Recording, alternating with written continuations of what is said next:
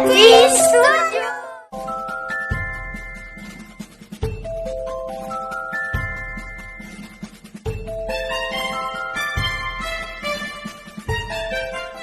Omega Bible verse of the day, Colossians 4:5.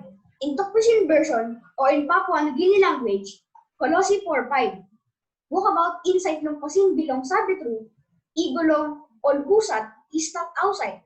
Taim yupla, ibaim bek taim. Colossi 4:5. And in Tagalog version, Colossus 4:5.